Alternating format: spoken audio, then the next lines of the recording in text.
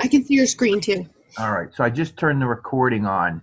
All right, so what we are going to do tonight is we're going to continue working around the concept of production primarily.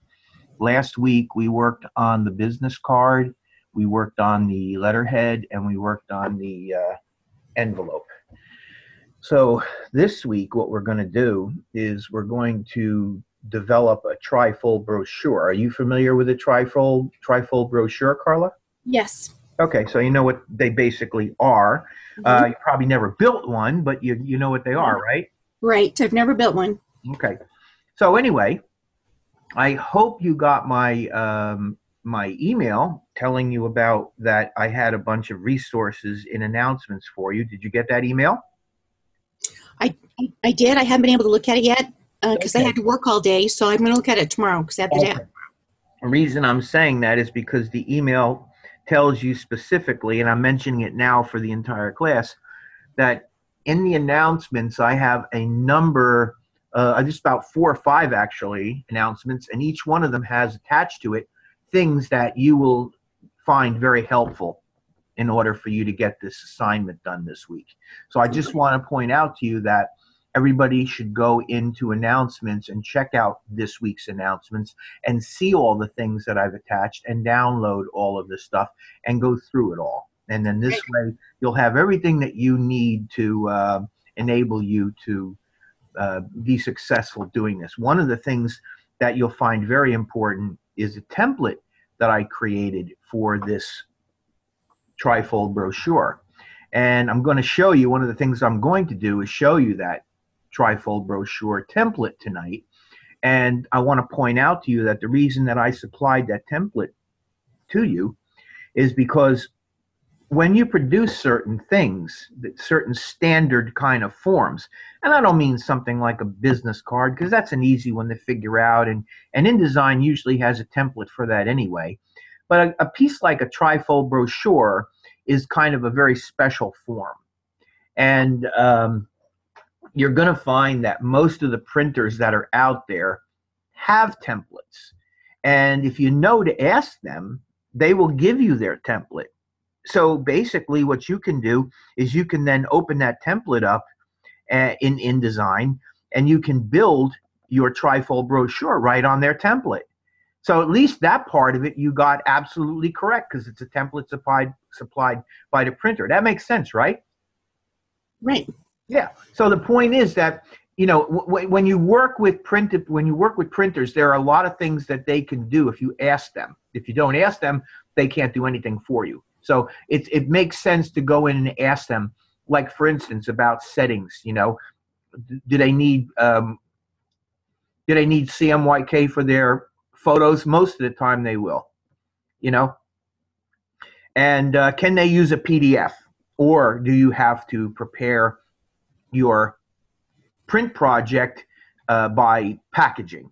And we're going to actually package a file tonight so that you can get a sense of how packaging works. It's something that you absolutely need to know how to do. Also, we're going to go over again how to create a proper PDF for print. We did do that last week, but it's very important that you understand completely how to do this because you will be doing this each and every time you create a print project. At some point you're going to have to package, or you're going to have to create a PDF to go to the printer, and you need to know how to do it right. And part of that process is asking the printer about it so that the printer can give you some instruction, and I'll go over that when we get to that point. So that's what we're going to do. The other thing that we're going to do is I'm going to start off by showing you my Scuba Blue brochure and point out a couple of things. First of all, we're going to talk a little bit about photography and how photography is prepared properly to go into a trifold brochure. And if you remember last week, we created a Pantone version of our logo, correct? Yes. Yeah. And we actually, I think, very quickly threw together a CMYK version of the logo as well. I don't know what, I think we did, didn't we? Didn't I do that? Did I do what did you say the second part? Pantone and a Pantone and a process. Did I do it last week? Did I get enough time to do that? I don't know if you did the process, but you did the All right, well, we're Pantone. going to do the process. We're not going to do the Pantone again because I did it, and you can go back and look at how I did that in last week's session. But I will prepare for you the process this week and what I'm going to do is I'm going to actually use the Pantone version, and I'm going to convert it to process. Let me explain to you why I'm going to do that. When we work with, actually, matter of fact, you know what? Hold on. Let me open this up. Come on. Yeah. All right, here it is. And you'll have to bear with me for a second here because there we go. Oh, my program is having a little heart attack here on me. Uh-oh. That's not good. Oh, here, Catherine. Hello, Catherine. How are you? Hi. All right. How are you? I'm all right. How are you doing so far? Are you liking the program? Liking the course? Oh yeah. Having any trouble with it? No. I'm glad that I figured out when you had told me about the envelopes and how that wouldn't work across the bottom. Oh yeah. Yeah. I believe I'm trying to remember who was it. One of the students gave me I a did. link. Was it you, Catherine? Yeah, I did. Okay, for the Postal Service? Yes. Thank you very much. That was very good. And that's interesting because really there are postal regulations. Yes, and they're pretty strict from what I've found out. Yeah, if you're going to be sending letters, just conventional letters, you have to be very careful about where you place graphics on your envelope, or the Postal Service will simply reject it on you. Well, and you can do it, but they're going to charge you extra to do it manually. Because what it'll do is it'll inhibit their machines. Exactly. Yeah. So that's why when you do this, the envelopes, you really have to restrain yourself quite a bit. Yeah. And the other thing is when you're doing letterheads, you also have to restrain yourself because remember, the purpose of a letterhead is to allow maximum space to put letters on. And so you don't want to put graphics all over the letterhead and then just have a little tiny space or a minimum amount of space. What you want is you want something that's very tasteful and very subtle. Right. And then basically you'll just leave the rest of the page nice and clean and white so that you can apply letters to it. And I noticed one or two students came up with a very good idea. I shouldn't say an idea, but they recognized something either from experience or just common sense. A lot of times what you'll do is you'll create two pieces of letterhead stationery.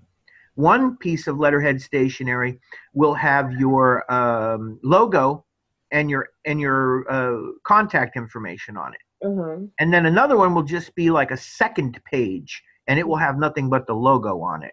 And I had one or two students very cleverly do that, and I thought to myself, that's pretty good that they picked up on that. Not everybody does that, but some people do. Right.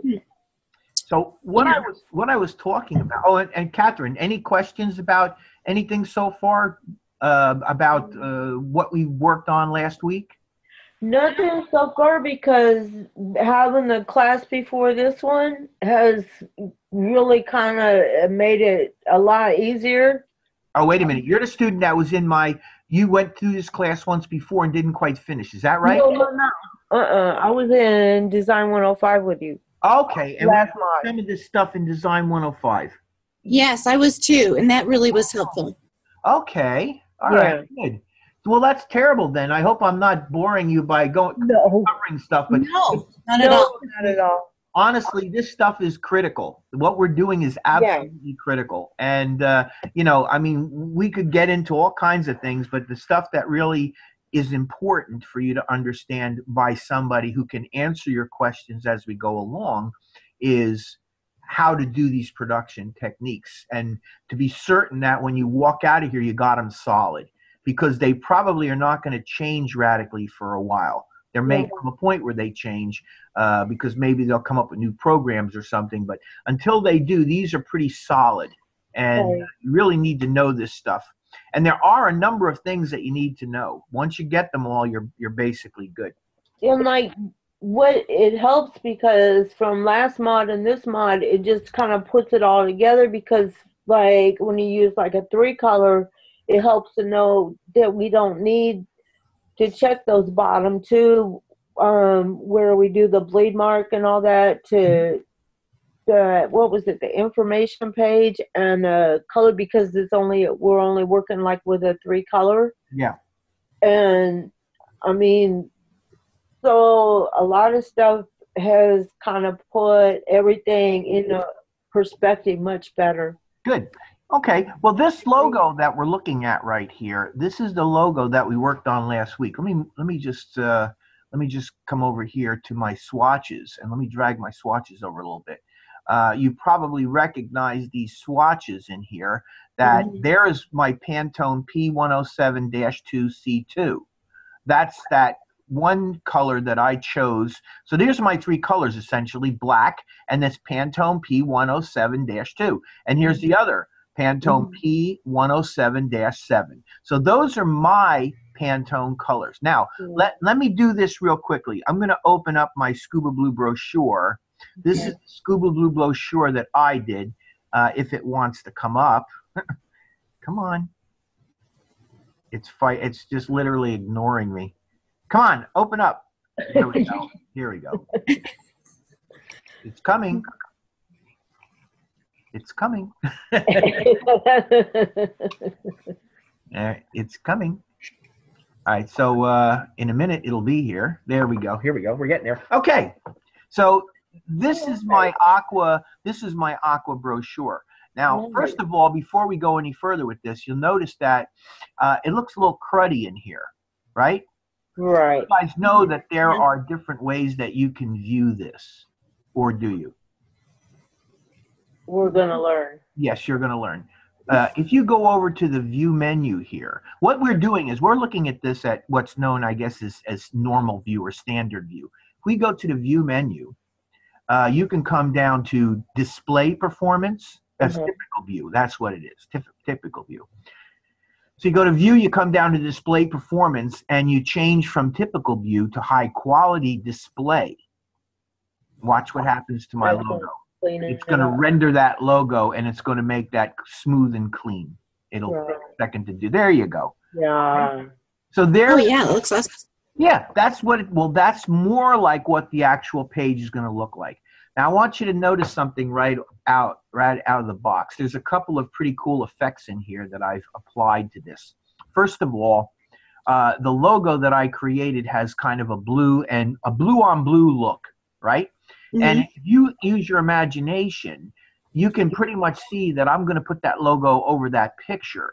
And if I put a blue logo or a two-tone blue logo over top of that picture, what do you think's going to happen?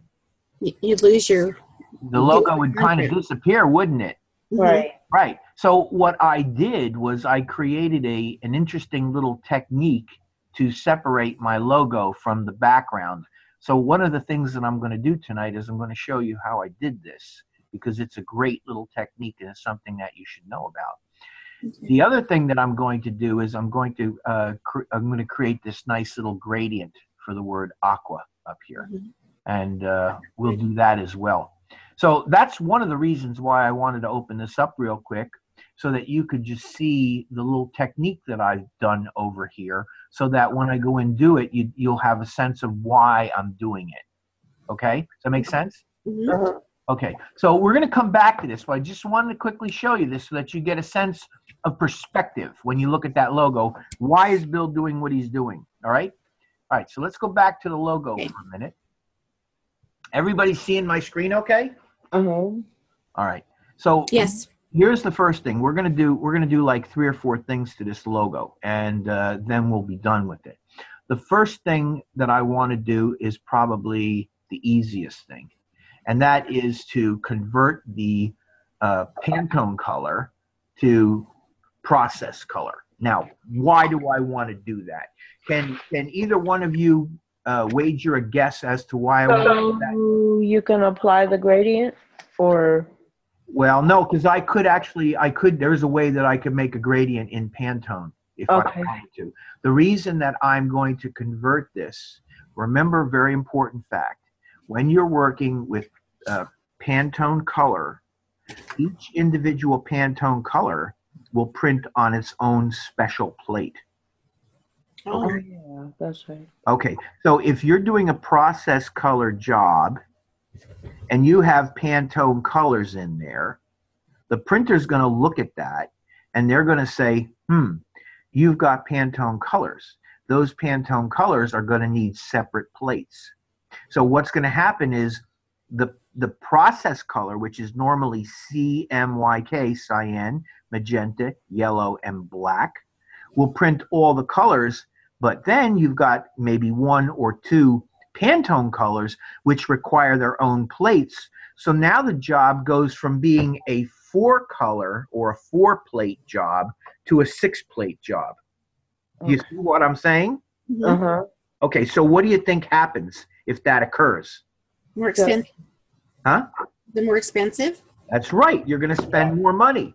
And why are you going to do this? You can convert these colors to process color, and the colors will print within the confines of CMYK. So unless you have some real important reason, like a client who is saying, this color that we've chosen for our logo is so important to us that we want to make sure that it is dead on the money correct, you're going to print that as a 5th color. If that's what the client wants you to do, then you do it. Right. But otherwise, you will try to convert your colors and you will work within the confines of process as opposed to Pantone. Okay. Okay, so does that make sense to you? Yes. Good. Any questions at all about it? Not yet. Okay, so then the only thing is, okay, how do we do it? What do we got to do? So here's the deal. Our logo currently is aqua_logo_Pantone.ai. So this is the Pantone version of our Aqua logo. Okay? So we don't want to hurt this particular piece of art. We want to save this and keep it good. So what I'm going to do is I'm going to go up to the file menu and I'm going to save it as, and it'll come up. Okay, so I'm saving this as Aqua Logo Pantone. I'm going to change it from Aqua Logo Pantone to Aqua Logo Process, Process. Process. Oops, I messed that up. Process. There we go. And I'm going to hit save. And you can see that I already did this once before, so I'm going to overwrite the file. That's all I'm doing. This wouldn't happen to you because you'd be doing it for the first time. But since I've done this once before, the file is there. I'm just going to overwrite it, okay? No big deal. So I click yes. So now I hit save, and this is going to end up, this will go away in a second. I don't know why this thing's running so slow tonight. All right, and I come in here and I have my Illustrator options. Now, here's something I just want to point out to you, all right? I am going to leave this in version Illustrator CS6. You see it right there at the top? Mm-hmm. But this is something, and the reason I'm mentioning this to you is because, believe it or not, I recently had a job I was working on where the printer said to me, could you please save your art to Illustrator CS5 for me? And I said, yeah, I'll do that. And I just want to show you that if that ever occurs, that you have to save a file to an older version, the word version up there is the giveaway. You click on this and you see what you could do. You could come in here and you could set it to any of the legacy formats. Legacy formats, see it?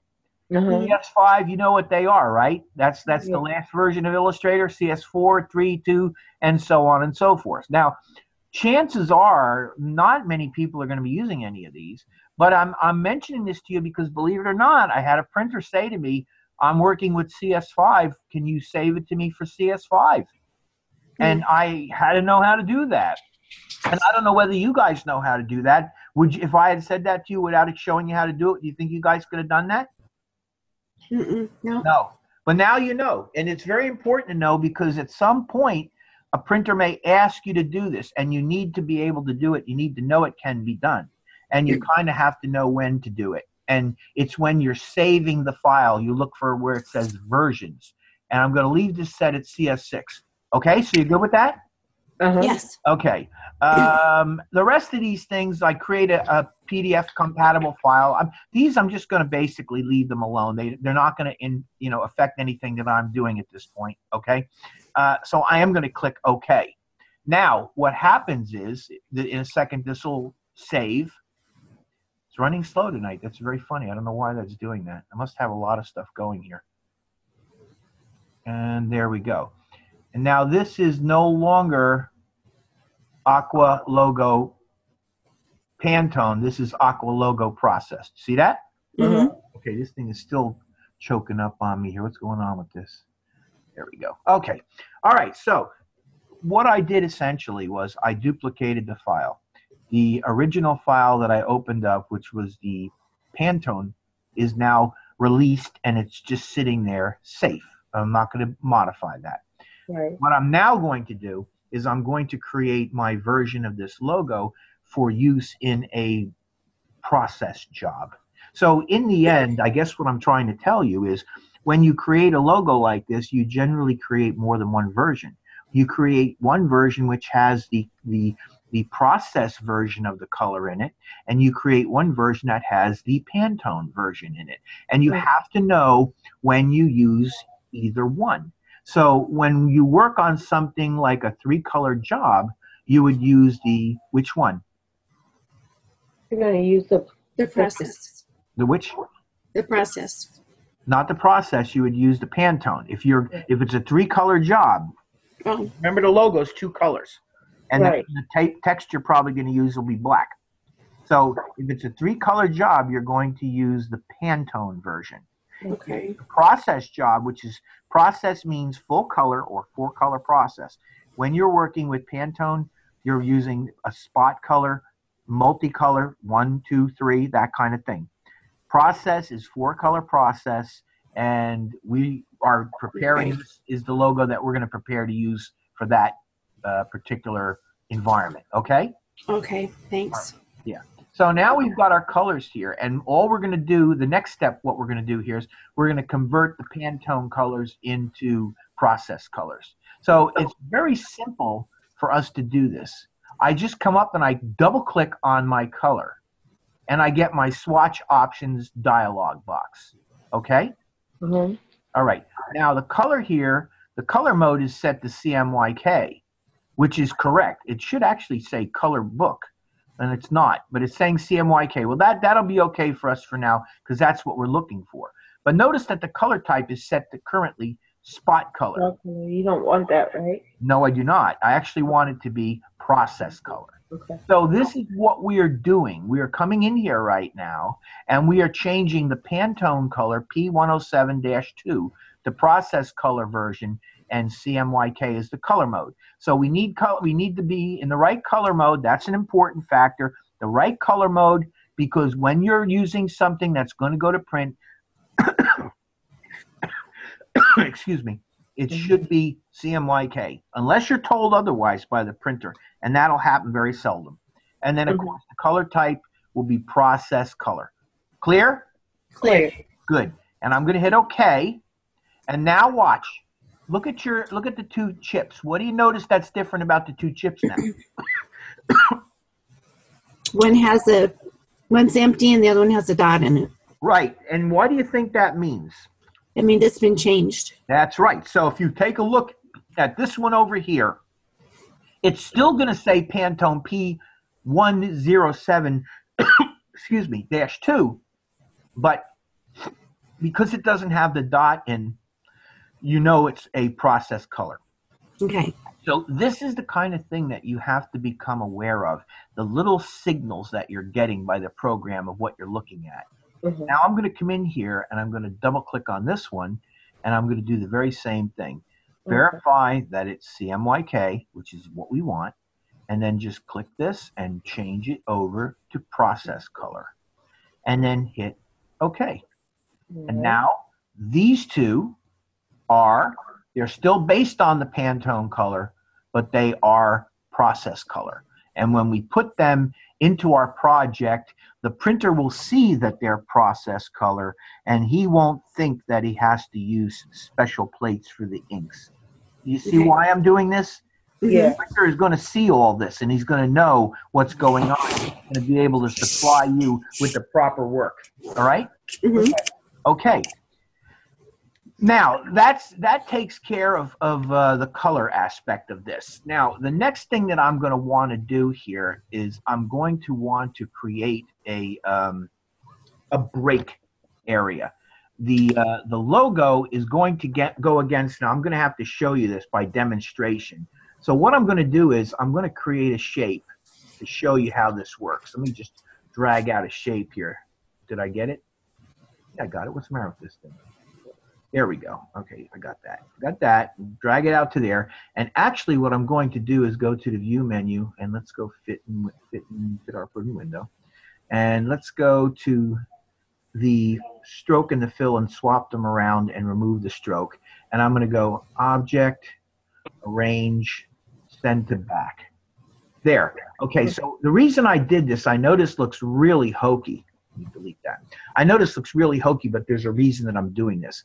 I'm going to also click on that shape, and I'm going to go Object, Lock, Selection. So now that background color is locked. I can't mess with it. Okay? Now, look at the logo. What happened? The logo essentially fell apart, didn't it? You can't even see the logo anymore, can you?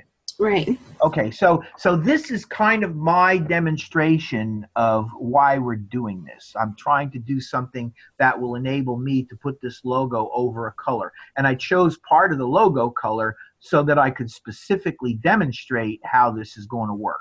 Okay? Now, when I get done showing you this, I'm going to throw this background away because it isn't really part of what I'm doing. This is just something to help me demonstrate what I'm about to do. All right? Okay. So the next thing I'm going to do is I'm going to come in here and I'm going to select all of my logo elements. My logo elements, the word aqua here, this symbol here, and then the word excursions. That's all part of my logo. This is what I'm actually going to modify. I'm going to go to the object menu and wait, I'm sorry, edit, copy. I got to do this first. I'm going to go to the edit menu. I'm going to go copy. So I'm copying it, and I'm going to go edit, paste in back. And you don't see anything happen. But what in fact did happen was that I made a duplicate of everything that's selected and I pasted it behind itself.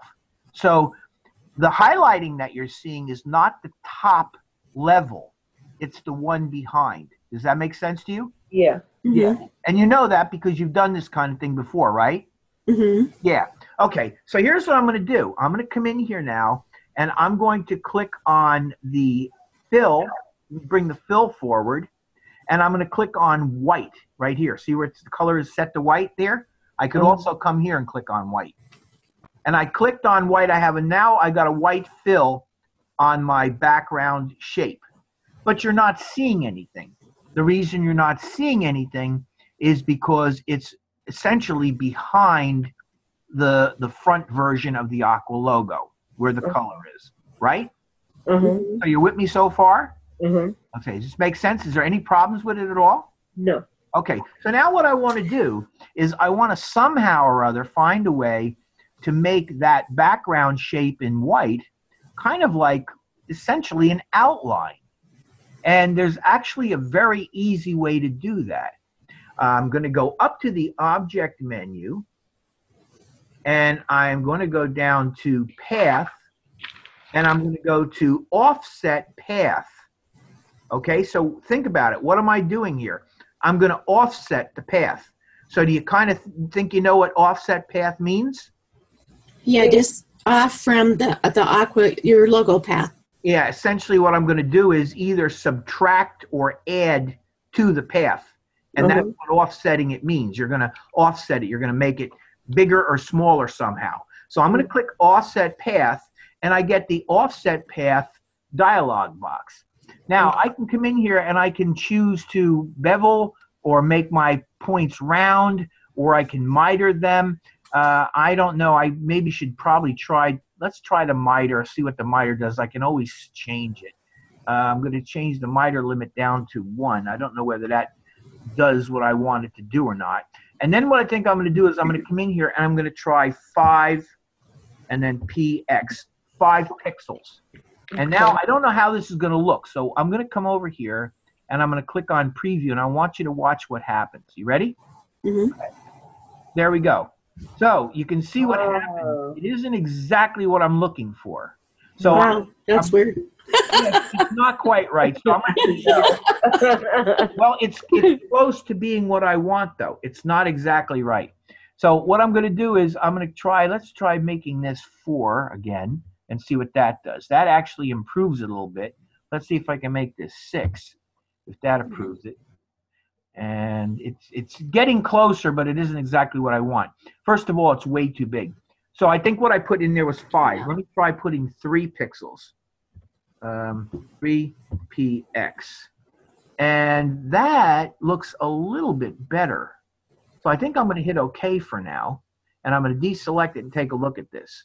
So there you go. I got something that's kind of like what I'm looking for.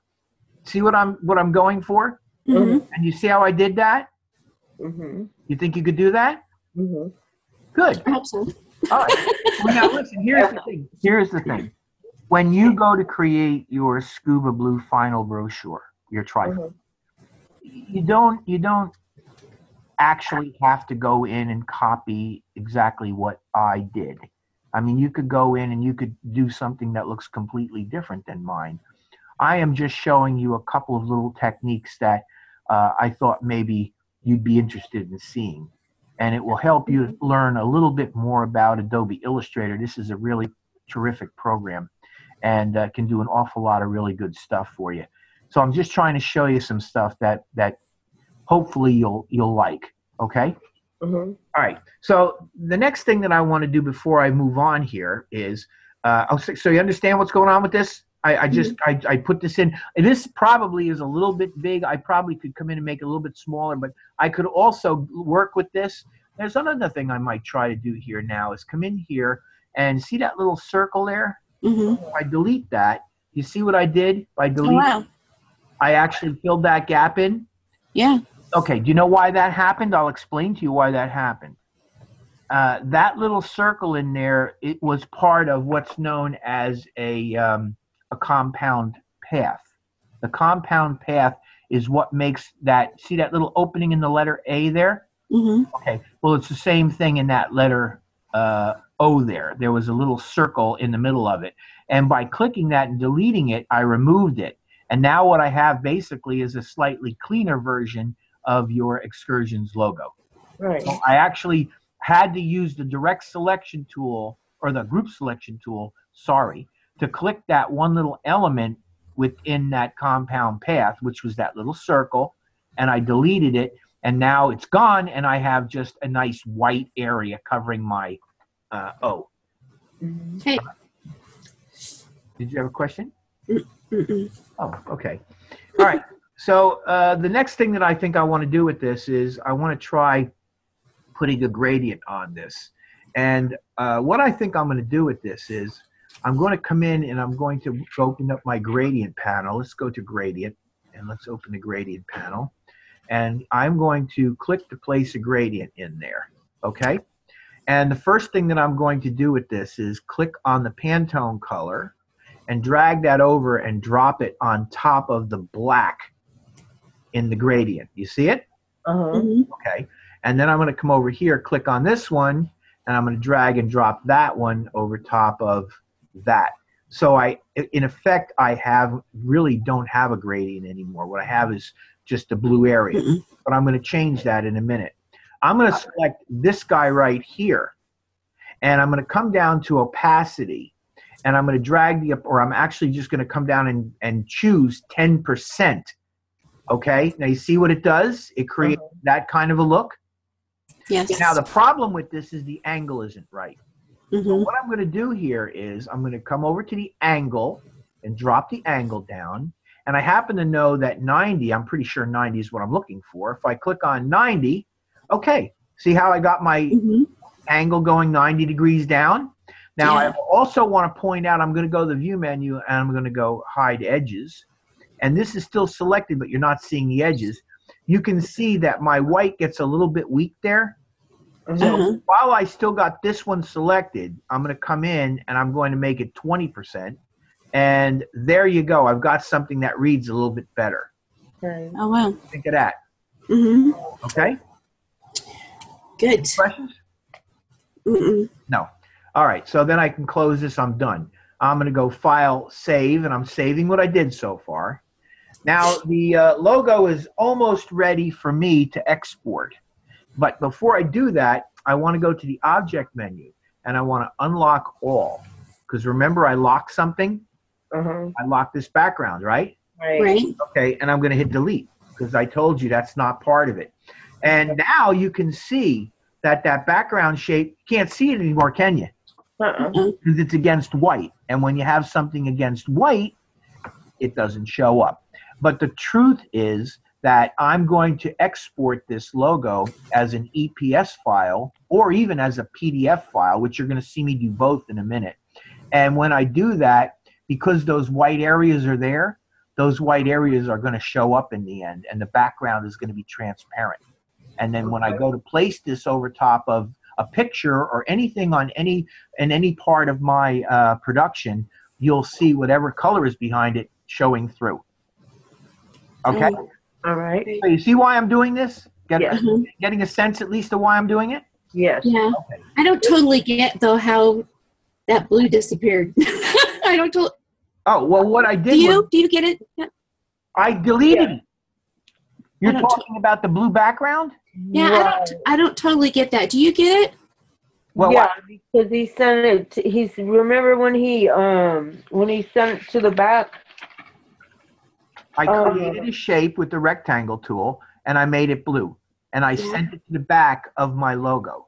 And I locked it down. So it was an independent shape sitting there. And after I was done, and the reason I did it was because I wanted you to see the white behind the logo. So by putting that blue back there, that made it so that you could easily see when I made my white, and I could also see, and I could kind of figure out what I want my white to look like. Okay, I just don't get how it disappeared just from you unlocking it. Well, no, wait a minute. It was a two-part thing. I unlocked it first, and then I clicked it with my little arrow here, and selected it, and I hit delete. Oh, okay. All right. No problem. Carry on. You got it, right? Yeah. Somebody joined us. Hi, Tori. How are you? Oh, man. Here. You're here, huh? Yeah, we actually cooled down really fast this afternoon up here. So. Well, don't feel bad. Well, I'm in New Jersey, and it's freezing here too. So. Yeah. On Saturday, which is my husband and mine's anniversary, it's only supposed to get up to 33. He said. Wow, jeez. Well, I hope we don't have that here, but it was cold today. Yeah, it's cold. Getting cold. I got one more thing. I got one more thing left to do with this, and that is, if you take a look at this logo, there's an awful lot of white space here, here, and here. There's all this white space, and to be totally honest with you, to make this look really good, I just need the artboard. That's what this is called. I need the artboard to pretty much crop to the artwork. Okay. And there's a really easy way to do that. I go to the window menu, and I'm going to go to artboard, and I open up artboard. There's only one in this particular file. And I'm going to come over to my little menu that goes for my panel, and I'm going to go to artboard options. Okay. And I think you probably remember me doing this from last week. Do you at all remember me doing this? Yeah. And I go into. I've looked once or twice since then, but. Okay. All right. Well, watch what I do, because we're doing it again. And I go into the presets, and I drop it down, and I choose fit to artboard or artwork bounds. So what I'm doing essentially is I'm telling the artboard to crop itself to the art. Does that make sense? Yes. All right. Now, what I'm going to do is I'm going to click on this, but I want you to mostly focus on the artboard and watch how it snaps to the art. Are you ready? 1, 2, 3, go. And hit OK. And what's keeping it from snapping to the artboard?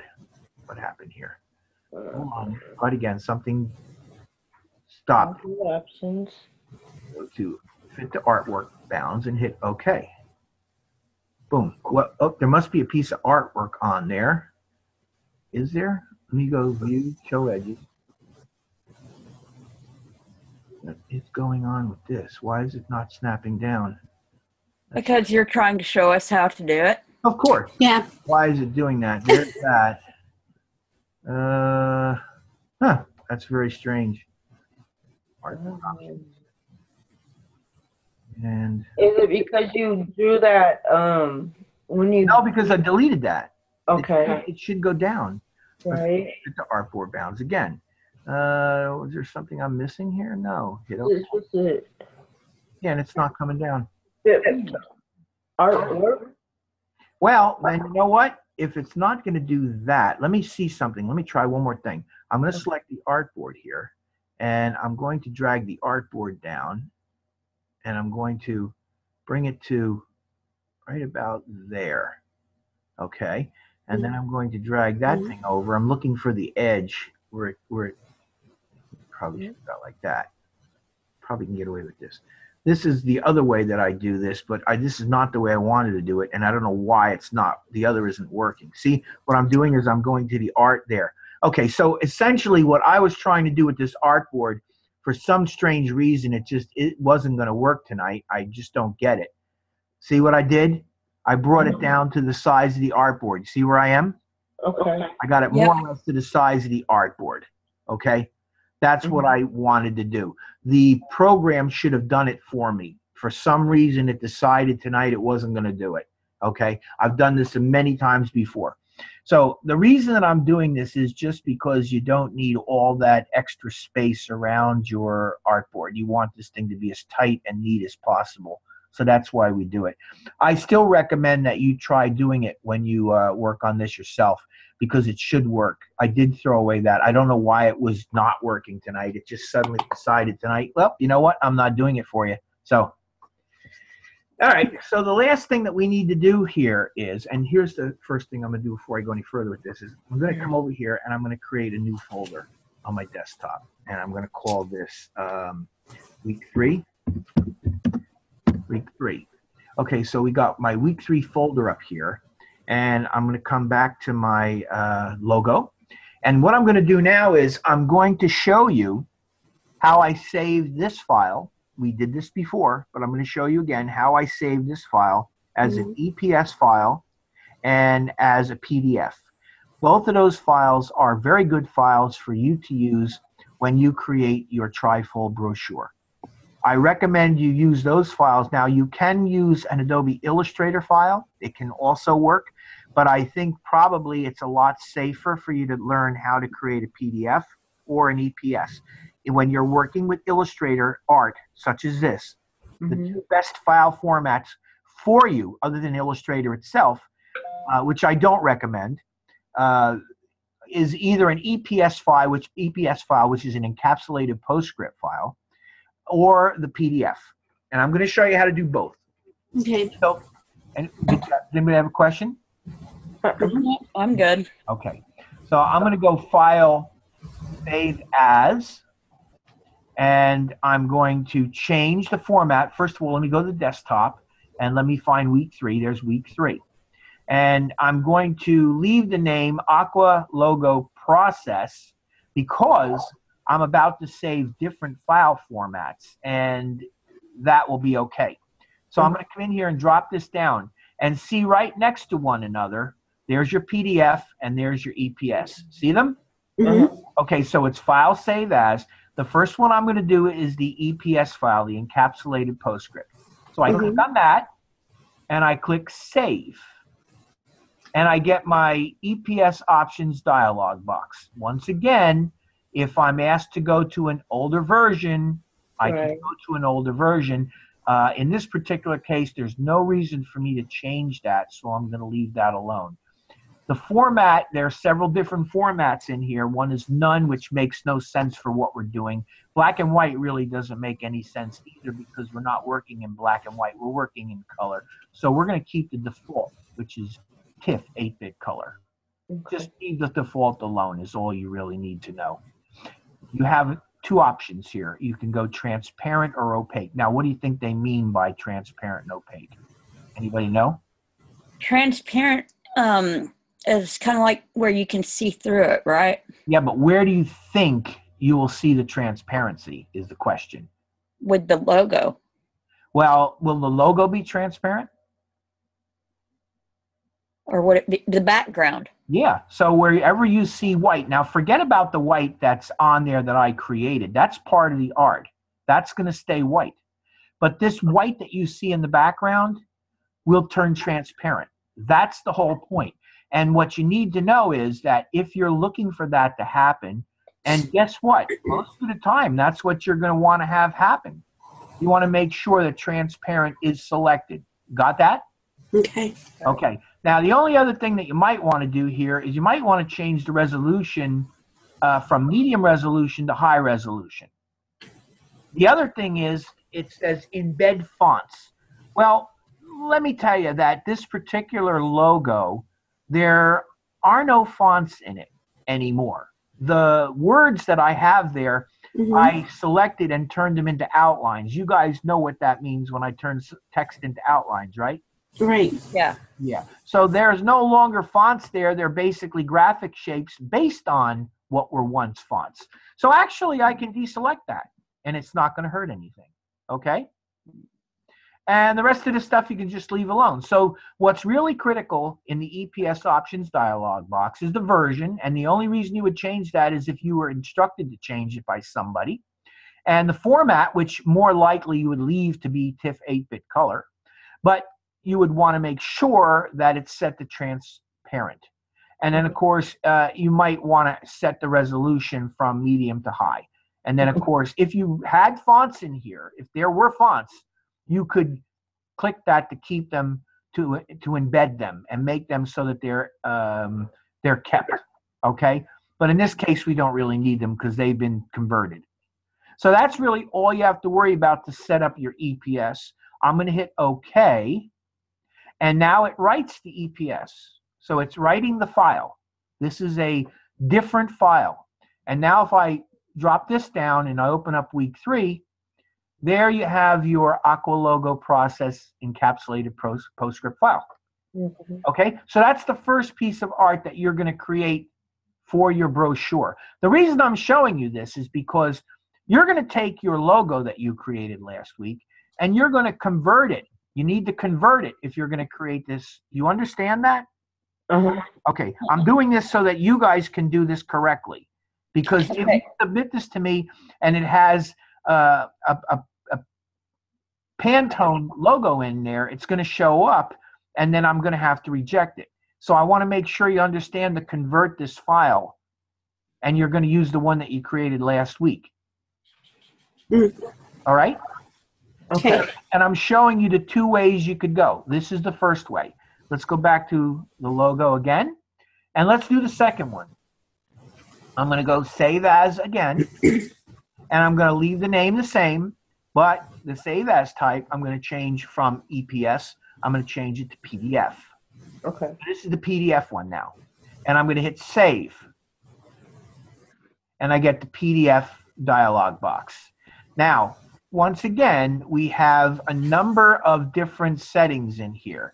We have Illustrator default, high quality print, press quality. You could choose Illustrator default if you want. You could choose press quality. Press quality is a slightly higher quality. You might want to consider using that. Use these settings to create Adobe PDF documents best suited for high quality pre-press printing. Well, guess what? If this were a real project, if this trifold brochure were a real project, it would be going to high quality pre-press printing. So you see why you would want to do that? Yeah. Okay. So you would want to do that. Now, there are standards in here. I'm going to leave mine set to none because I don't know what standard to tell you. And a printer would tell you if there's a standard that they would want you to apply. And you would apply it by dropping this down and choosing one of those standards. But a printer would have to tell you which standard to use. And if it didn't tell you anything, you'd stay with none. Okay? All right. And then, of course, compatibility. You know what compatibility means, right? That this means essentially that you're choosing a version of Acrobat. Now, here's the thing about this. This goes all the way back to Acrobat 4. This is set by default to Acrobat 5. So let me tell you what that means. That means if somebody had Acrobat 5 on their machine, they would be able to understand this PDF. If they had Acrobat 6, they would be able to understand it. 7, they would be able to understand it. And 8, they would be able to understand it. So any of these would be okay. This one, probably not. But most people would not have 4, so they're setting it back to 5. And I would just basically leave that alone. The other thing that's important is whether or not you allow the preserved Illustrator editing capabilities. Essentially what that means is if you keep the preserved Illustrator editing capabilities, you are keeping it very much like an Adobe Illustrator file, which means you could open it in Illustrator and you could work on, edit, change, modify, whatever, the individual objects of your logo. If I deselect this, then what happens is it changes the piece of art into something that's more closely resembling a bitmap, and you can't edit the shapes anymore. So it becomes up to you to decide whether you want to do that or not, whether you need to do that or not. What I generally do, is I leave it selected like that. I leave that alone because it usually isn't going to hurt me. But I just wanted to explain to you what that means. And optimize for fast web view, you can leave it selected or not. It's not going to really be used in our context. The other things that are in here, you got compression, you got marks and bleeds, all these different things we're not going to mess with right now. But I just want to point out to you real quickly marks and bleeds, because marks and bleeds in the end we're going to use in our final piece. Because this piece, this is something that's very important for you to understand. The piece that we're working on right now is not a final piece that's going to be printed out. It's a piece that's going to be embedded into another file, into a project. Right. Okay? So we don't need to see any kind of marks on that because they'll just get in the way. So we don't put any marks on this. I'm just pointing that out to you. So go back to general. We have what we want here. Did you have a question? Yeah, with the view PDF after saving, I know ever since I discovered that sometimes the colors can kind of change the way they look. Yeah. Once you save it as a PDF, I can kind of keep that view PDF after saving just so you can make sure that it looks like what you want it to look like. Yeah, well, it's perfectly fine if you want to view PDF after savings. I generally trust what I'm doing, and I don't do it. But if you do that, what happens is, just so that you know, and I know you already know, and I think this is Catherine, right, that's talking? No, it's Tori. Tori, okay, right. I'm sorry. I got a little confused with you. No problem, hon.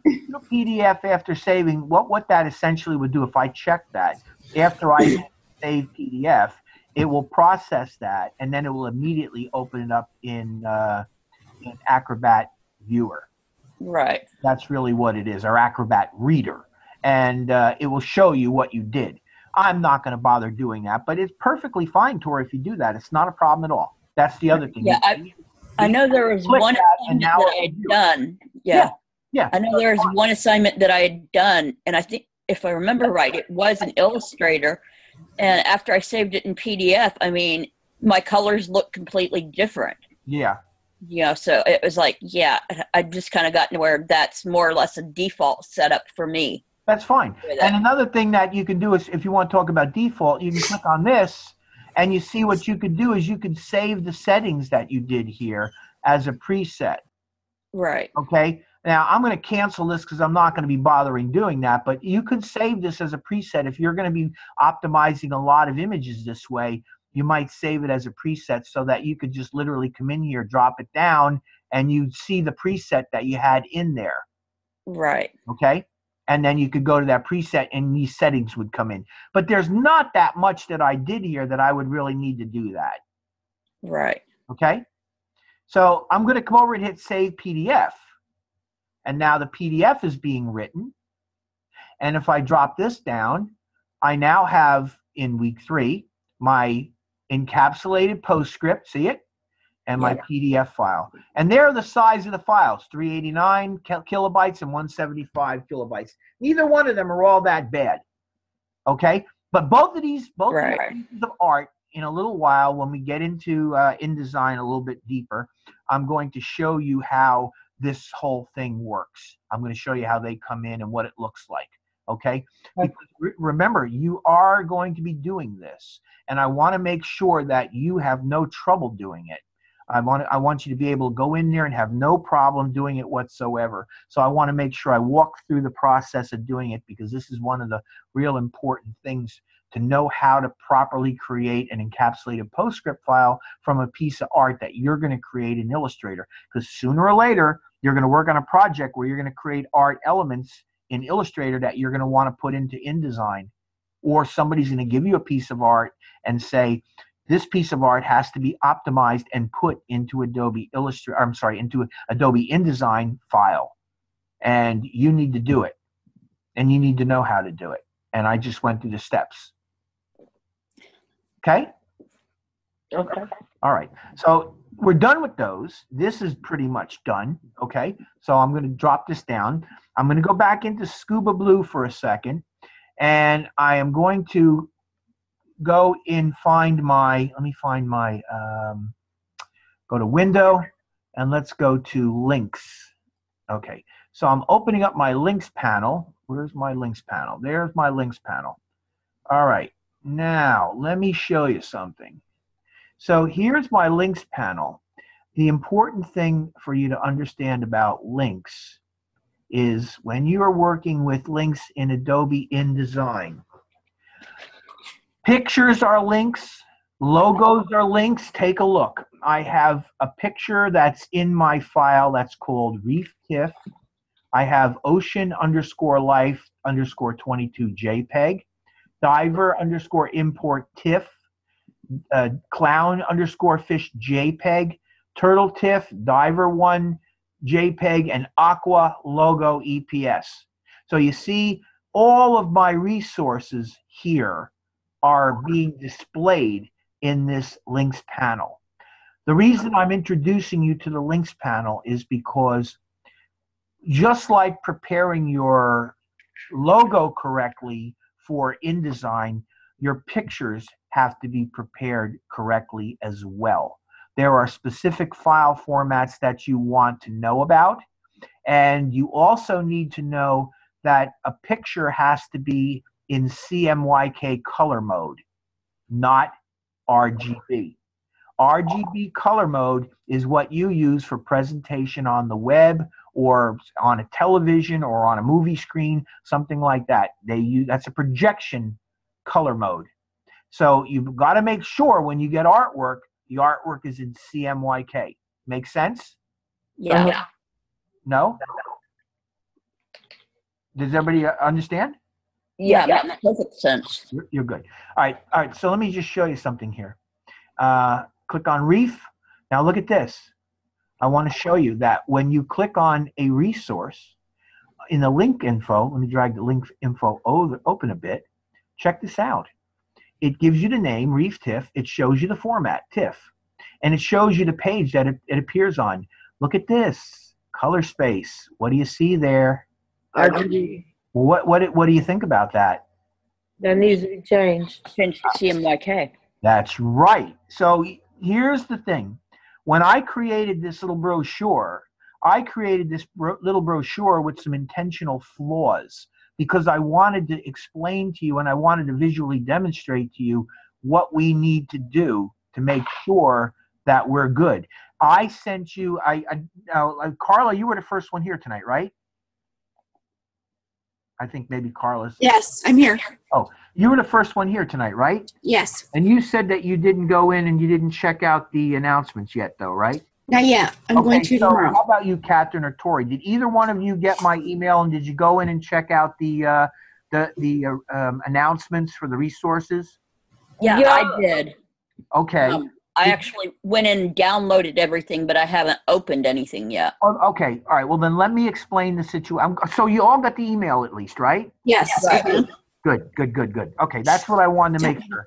Just want to make sure everything, because I had some trouble last mod. I had multiple courses, and they didn't move my old courses out, and they were all stacked up on me, and I was confused like crazy. But they fixed it. All right, so you got my email. Anyway, there are a bunch of resources in there. And one of the things that I want to tell you about is there actually is a folder that has a template. And let me just show you. This is the template. I'm going to get back to this in a minute. This is my template. Come on. That's the only thing I have to put in so far. This is the template.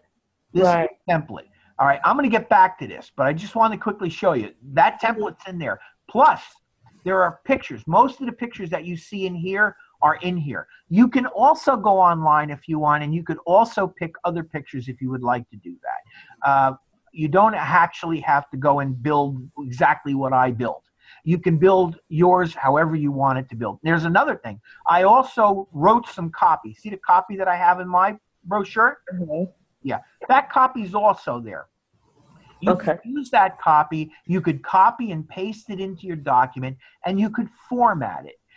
And again, you don't have to make yours look exactly like mine. You could use your own style. You could use your own creativity. Just make sure that you understand what you're doing and you do it correctly. Okay? That's what's most important. But I wanted to point out to you that I have these resources in here. This one is in RGB. Ocean Life, that's in RGB. Diver Import, that's in RGB. Clownfish, RGB. Turtle TIFF, RGB. Diver 1, look, Diver 1 is CMYK. So Diver 1 is good.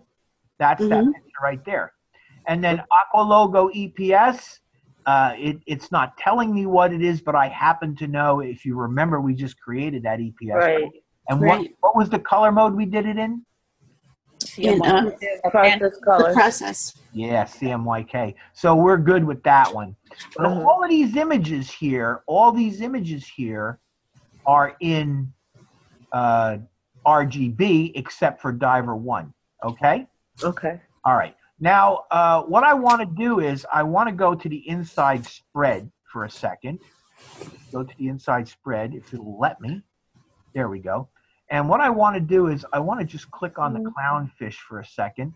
Oh. Come on. Okay, so I got my clownfish selected. Okay, and now I have, if you take a look up here, this is another thing that's kind of important. I'm doing this backwards. Okay. If you take a look, I've selected my clownfish. And I want to show you that my clownfish width is 1.6771 inch by, and I'm writing this down, 1.4304 IN. So that's the size of that picture. It's actually a very small little thumbnail sized picture. I'm getting that information for a reason. There's another one over here, and you see this one is like almost 4.5 inches wide. But this is the one that I'm focusing on. There's a reason I'm doing that. So we know that clownfish is in RGB, and we know that it has to be in CMYK. So just keep that in mind for a second. I'm going to drop this down, and I'm going to come over here, and I'm going to click on Photoshop, and I'm going to open Photoshop up, and there's my clownfish. My clownfish? Okay. So I want you to take a look over here. Clown_fish.jpg. This is now being shown at 33.3%, and it's in RGB. So what do I want to do with this fish? You're going to change them to CMYK. I do. I want to change it to CMYK. So to change this from RGB to CMYK is so simple. All you got to do is go up to the image menu, and you're going to go to mode, and you're going to go to CMYK. Now, this comes up, and it tells me, do you want to convert this to CMYK? Of course I do. It's giving me the option of choosing the web-coded SWOPv2 profile. This may not be what you intend. To choose a different profile, I go into Edit, Convert to Profile. I'll show you that in a second, but the bottom line in this particular case, US web-coded stock is fine with this. I'm going to hit OK. But if you want, you can go Edit, Convert to Profile, and there are a bunch of profiles. Look at them all. Okay. Now, you're saying to yourself, well, how am I supposed to figure this out? Right. Well, you're not supposed to figure this out. But you would probably have your printer tell you if there's a particular or better yet, what would happen is you wouldn't necessarily even ask the printer. The printer would volunteer this information if you talk to the printer. That's the important thing. It's really a good idea to talk to the printer. The printer knows all about this stuff, even if you don't. He does. He may not know some of the things you know, but he will know about all this stuff, and he will help you if you ask him. Okay? Okay. I just want to show that to you. It's not something that you really have to worry about here because you're not gonna be doing this. And then of course there's also conversion options that you would discuss with the printer, and there's even an advanced area, okay, which you don't mess with this stuff unless of course your printer is telling you to do this. You might want to go to CMYK from RGB destination space and hit OK. Okay. So now basically, check this out. See what it says there? CMYK. All right. Now there's one other thing that you should know about, and I might have mentioned this. I probably didn't actually because it didn't come up in the last project. Image resolution. Are you guys familiar at all with the concept of image resolution? You take it up to 300. Yeah, needs to be at 300. That's Yeah. exactly right. Very good. Excellent. So you know. And how you would do that in this case is you go to the image size dialog box. So you go to image size, and notice that my resolution here is 300 pixels per inch. Is that good? Yep. Yes. Yes. And look at the size of my picture. The size of my picture currently is 5.947 inches. And the width that I actually need on this is only 1.6771 inch. So this image is way big enough and has plenty of resolution to give me a beautiful image.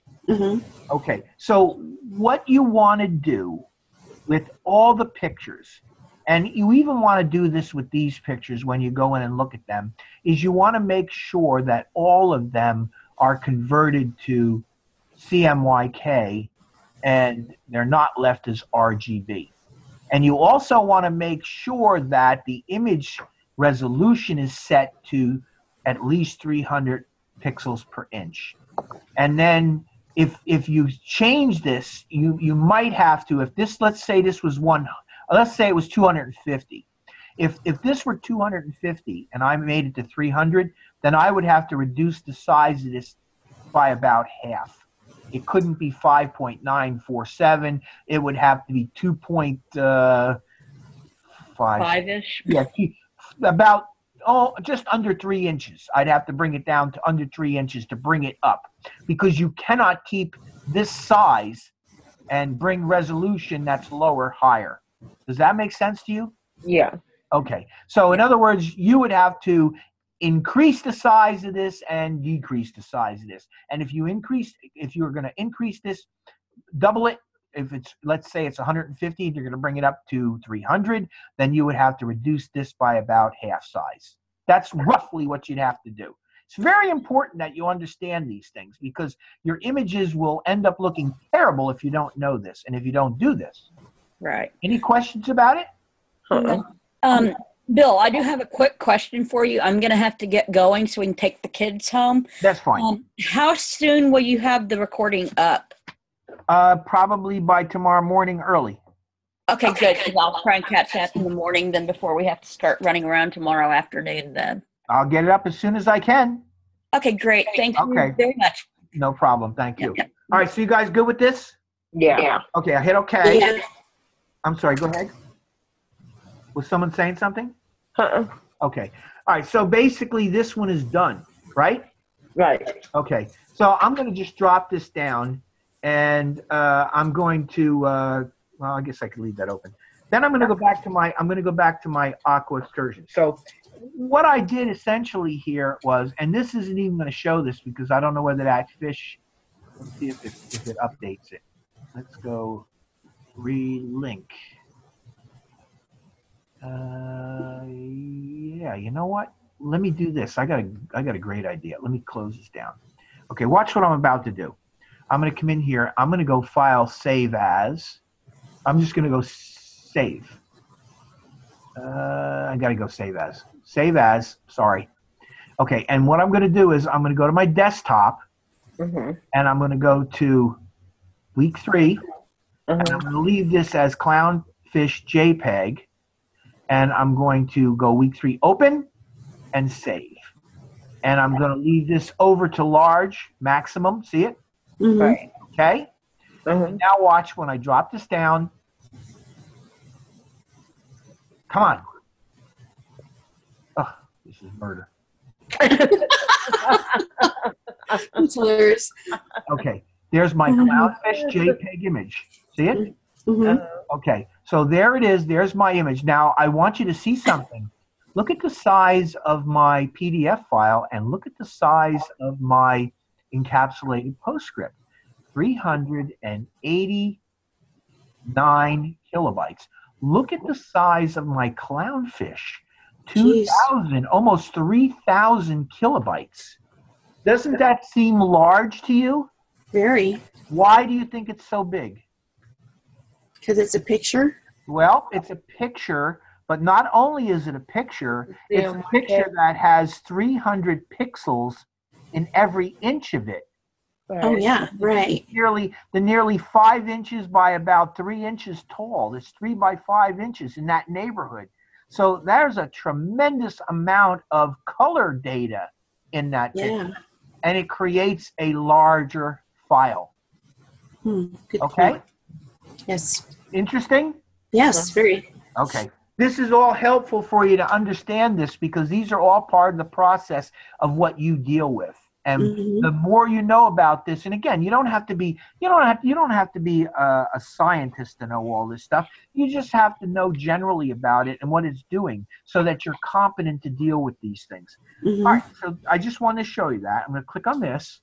Now I have my my Clownfish here, and what I'm going to do is I'm going to change this. This is the RGB one, and this exists in another folder. So what I'm going to do is I'm going to see if I can relink to the one that I just did tonight, and I'm going to see if I can change this to show it as a CMYK. So I come in here and I click on this, and I'm going to go relink. Okay. And then I'm going to go to my desktop, and I'm going to go to week 3. And I'm going to choose my Clownfish, and I'm going to hit open, and it's relinking. See it? And it's relinked, and what do you see now? Oh, CMYK. There you go. So do you understand what I'm trying to do here? Yeah. Essentially, what I'm trying to do is to make sure that whatever images I put into my production are, in fact, CMYK and 300 pixels per inch, and that there's enough image to create the size of the piece of art that I want correctly. All this is incredibly important for you to do.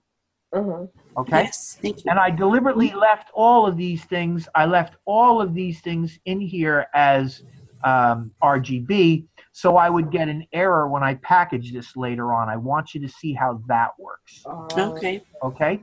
So all this making sense? Yeah. All right. Yes. Let's go back to my template document for a minute. Okay. All right, so here's our template document. I've supplied you with this template document. Right. So you don't really have to go in and you don't have to make this. You're just going to use my template. As far as making this template is concerned, what you're going to do, if you were going to make this template, you would be making, this is nothing more than a landscape 8.5 by 11 document. That's what this is. This is essentially 11 inches by 8.5. And then what you would do is you would divide the 11.5 length into 3 panels. And this panel, which is the back panel, and this panel, which is the front panel, would be a tiny bit larger than this panel, which I'm going to call the inset panel. Okay?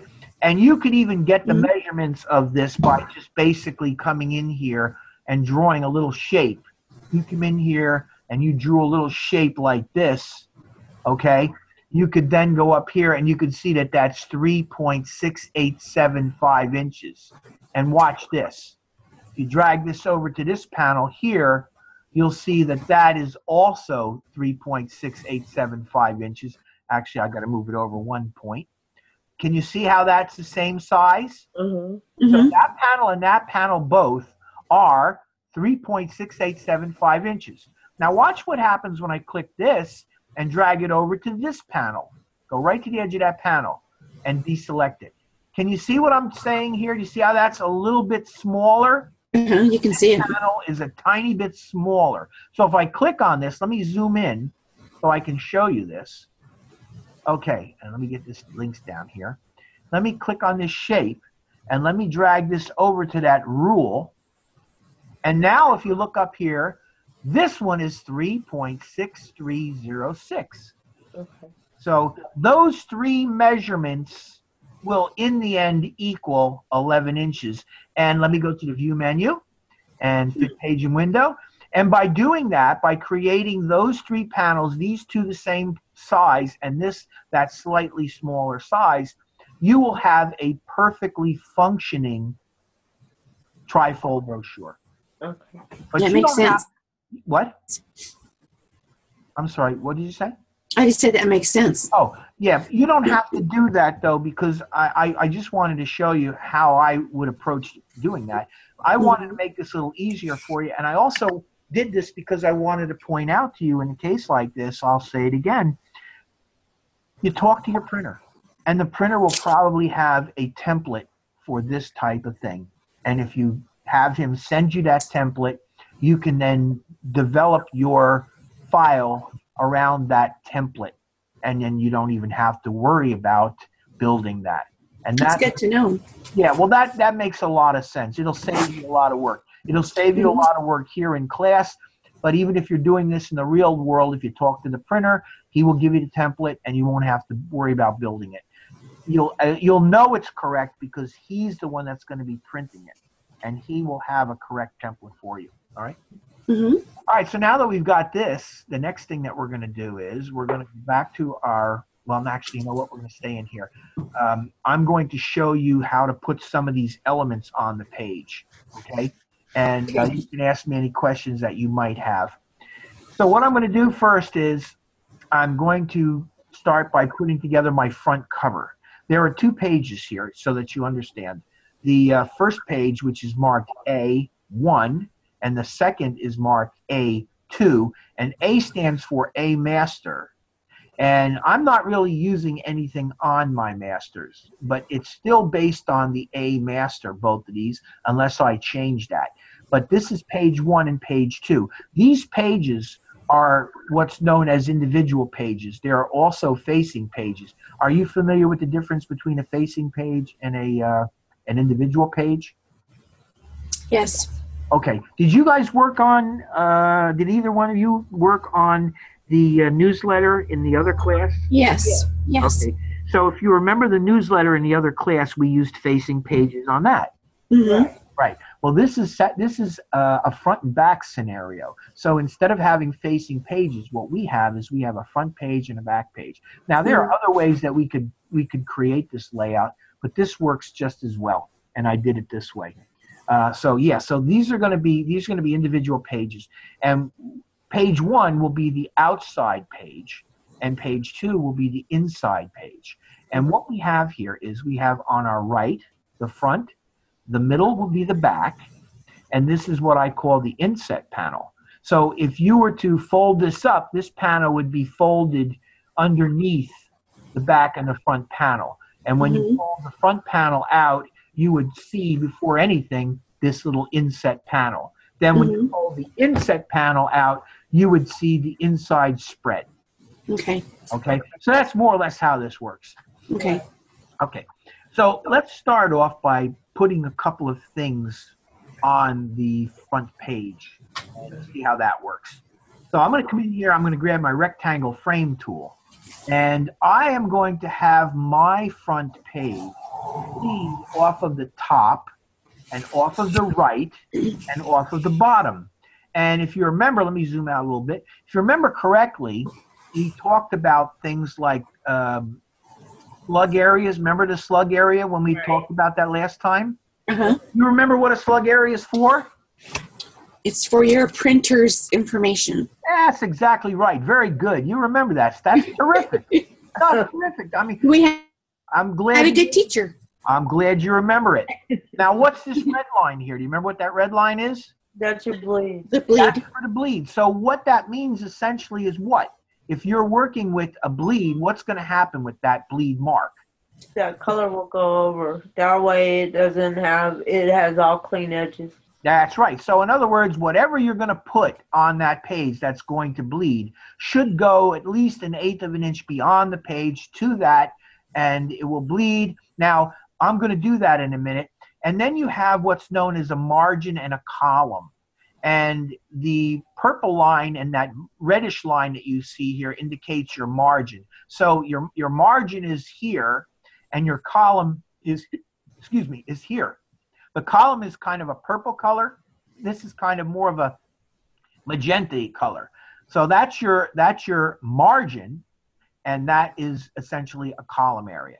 So here's what I want to do. I got a fold here. That's indicating a fold. Whenever you see a dashed line like that, you know that what you're telling your printer is a fold. And I even have it written for you, okay? This is what is known as a crop mark. And you guys know what a crop mark is supposed to be telling you? Yes, that's where they cut. That's right. That's where they cut. And as a matter of fact, if you look at the crops, they line up with that black line, don't they? Mm-hmm. Right. And so that black line would, in fact, indicate where the edge of the final printed piece is and how it would cut out of the larger paper. Mm-hmm. Yeah. Yes. Okay. So here's what I want to do. I'm going to take I'm going to put my piece of art, my picture, and I'm going to have it bleed from the top, the right, and the bottom. And I'm going to have it butt up against that fold. Okay? All right. So using I got my rectangle frame tool with the X in it. I'm going to come up and I'm going to go and lay my sight, my little crosshairs. I'm going to lay it on my bleed and on my fold mark. And I'm going to click, hold, and drag all the way down until I go off the page to my bleed and off the page to my bleed. And when I get there, I let go.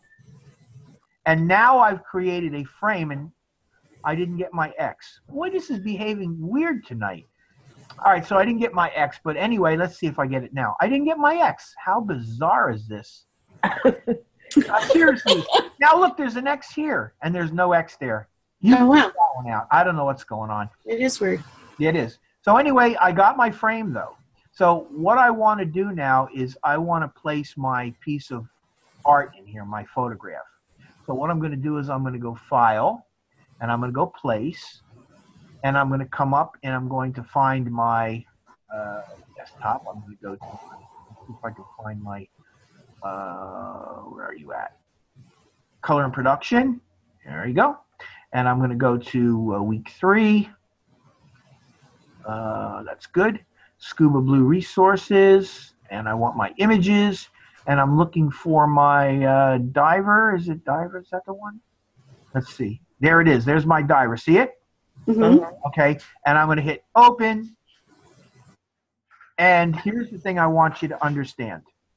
Because I had this box selected, the picture automatically went into the box. Right. Does that make sense to you? Yes. Mm-hmm. Now, if I hadn't selected that box, what it would have done is it would have loaded my little arrow, and then I would have been made to click and drag out a frame to hold the picture in. Mm-hmm. But I generally like to create my box first, get the box sized the way I want it, and then I place it into the box. Now, once it's placed into the box, I have to move it into position, because as you can see, I'm looking at diver feet. And I don't really want to see diver feet, do I? No. No. So here's what I'm going to do. Notice that I got this little center thing here, right? Mm-hmm. Okay, if I click on that, watch what happens. Okay, now what's happening is you get that gray. See this little, it's gray, brown. See that little brown line here? Mm-hmm. That shows me the size of my picture. Oh. And what I want to do now is I just want to take my right arrow, or my left arrow, and I'm going to move the picture over until the man comes in frame. And to about like that. Oh, That's okay. what I want. I want him to be diving in here. Now notice that the picture, he's low on the screen. Okay, I don't have any leverage top to bottom, but I have plenty of leverage left to right. So I want him to come in, and I don't mind that his feet cuts off a little bit. That's okay with me. I'm mostly concerned, though, that I get my diver's head not too close to the edge. So I'm actually happy with this. Okay. Okay? All right. And I stop, and now I want you to take a look over at my links here. I have my first image placed into my links panel. Okay. Okay. Now, if I click on that, this is a CMYK version of that picture. So that means that it's correct. And I already know that the effective pixels per inch, check it out. Look at actual pixels per inch, effective pixels per inch. What does that tell you, guys? It tells us that it's high quality. Right. That means that we're all good to go with this, aren't we? Yeah. Okay, so one of the most important things for you to understand is that there are certain panels that will give you information that will keep you from messing up. And all you have to do is think about them and use them when you're working with this program, and you won't go wrong. Okay? All right. All right. So that's in there. So now what I want to do is I want to come over here. Let me drag this out. Actually, I can leave it over here. I guess it's not hurting anything. It's kind of in my way. I wonder if I can make it narrower. Can't really. Oh, yes, I can. There we go. Make it a little narrower. All right. So what I want to do now is I want to, if you look at my final, what I want to do is go to the outside. I want to create something like this where I got a nice blue panel. So what I'm going to do that is I'm going to come in here. Once again, I'm going to grab my frame, and it's going to bleed, and it's going to bleed to the bottom, and it's going to come over, and it's going to butt up against that. It's going to butt up against my fold. Okay? So now what I have basically is I have a beautiful picture on the front, and what I want to do is I want to fill the rest of this with a color that relates to my front picture. Okay. So one of the very easy things that I could do here is I could come in here and I could grab my eyedropper tool, and I could come over here and I could sample a color. I don't know which one I'm going to grab, but I'll grab something. Click on that color, and you see what it did? It automatically filled that panel with that color. Okay. Okay? Yeah. And if I wanted to, I can go in and I could try it again. I could click on this, and I could come in here and I could grab my tool and I could grab a different blue, and I get a different blue. Now, which blue do you like better? Do you like the darker or do you like the lighter blue better? The lighter. The lighter one. Blue? So all I do is go Control Z or Command Z, or actually, yeah, it's going to do it. Oh, it knocked it out altogether. Let me click on that up there and see if I can get it. Oh, it deleted it. Control Z. I didn't mean to delete that. I thought maybe I'd go Edit, Undo it. Undo Pickup Attributes. There we go. So now I got my nice blue color back. Okay. Okay. So you see now what I've done essentially in no time flat, I've created the entire ambiance of my entire piece. So what I want to do before I start working on the inside area is I want to bring my logo in. There's one more thing I want to show you. I'm going to minimize this. Let's minimize that guy. I'm going to open up my swatches. Okay, so you see I got some swatches in here. These swatches, I'm going to get rid of these swatches. So I'm going to click on that. I'm going to hit delete. And I'm going to click on that. And I'm going to delete. So I got rid of those swatches. I got no colors. I just got this color right here. Okay, and what I want to do is I want to put that color in there. So I'm going to create a new color swatch. And sooner or later it's going to pop up. There's my color. And where's that color coming from? Coming from that color right there. It's going to be processed CMYK. Perfect, right? Okay, so we hit OK. Boom, I just created that color. So now what I can do is I can use that color in different places, and it will coordinate. So it's really easy to come up with color. I'm going to bring my logo in. So what I'm going to do again is I'm going to come over here, click, and I'm going to drag out a frame. I kind of like to do things this way, so I'm going to drag out a frame about like that. Okay? Okay. And now I'm going to go File, Place, and I'm going to go to my desktop because I remember now I have my week 3, right? And in my week 3, I have my Aqua Logo Process PostScript file and my Aqua Logo PDF file. And what I want to do is I want to show you what both of these look like. It's very important that you see what these look like. So I'm going to click on the Aqua Logo Process first, and I'm going to hit Open, and it comes in. Oh. Now, what I'm going to do is I'm going to go to the Object menu, and I'm going to go down to Fitting, and I'm going to fit content proportionately, and it brings the logo up to the size of my box, which might be a little bit too big, but at this point, I'm mostly concerned in just getting the logo in there so that you could see what goes on. Okay. Again, see what happens with the logo? Yeah. Why is that happening? Remember why? It's not at high resolution. Right. Yeah. So I'm going to go to the View menu. I'm going to go to Display Performance, and it's set to typical. I'm going to set High Quality Display.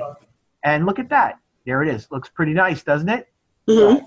Okay. So now what I'm going to do is I'm going to come back here, get my selection tool, click on this, and I'm going to hit Delete.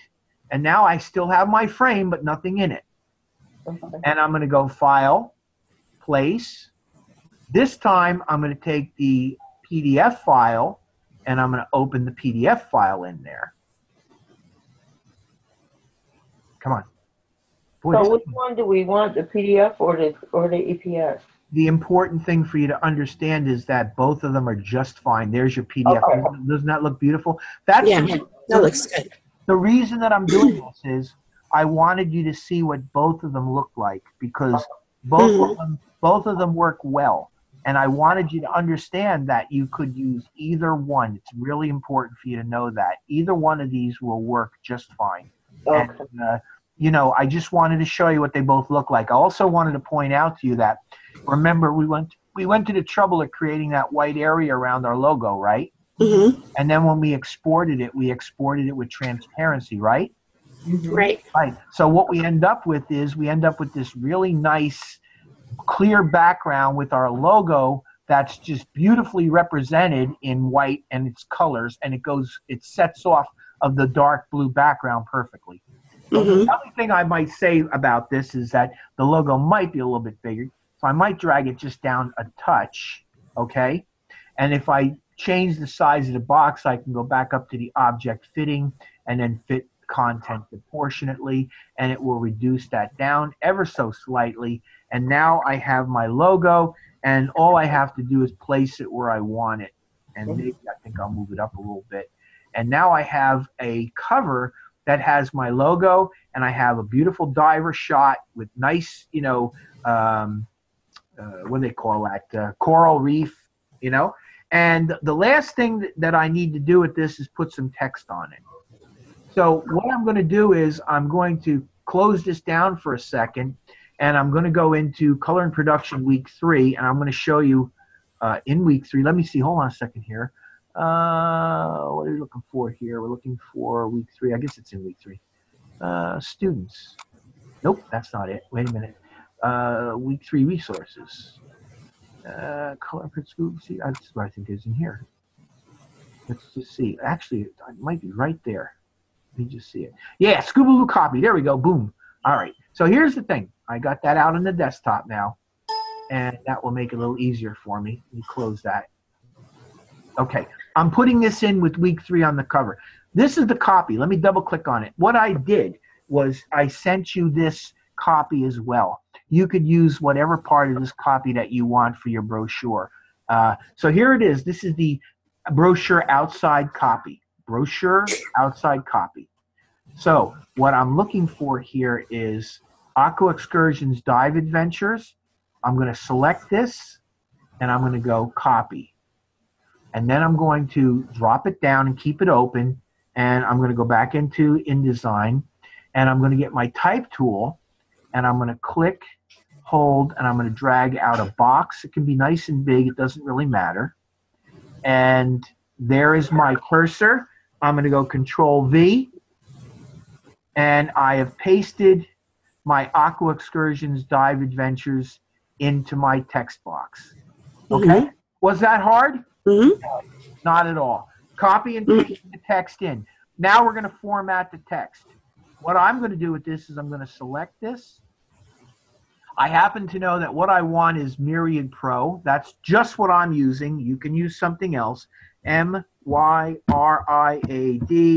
space P, and it should pop up Myriad Pro. See that? Right? Yes. Okay. And then I'm going to change it from regular to, I don't know, let's go with bold. Okay? And now I got Myriad Pro Bold. The size is too small. So I think I'm going to bring this thing up to about 30 point. And actually, that might be okay. It might be a little bit big. Let me just see if I jerk around with this a little bit, the size of this thing. And if I, nope, actually, I think I'm going to have to bring it down a touch. So it's probably too big at 30 point. Let's try 28. 24.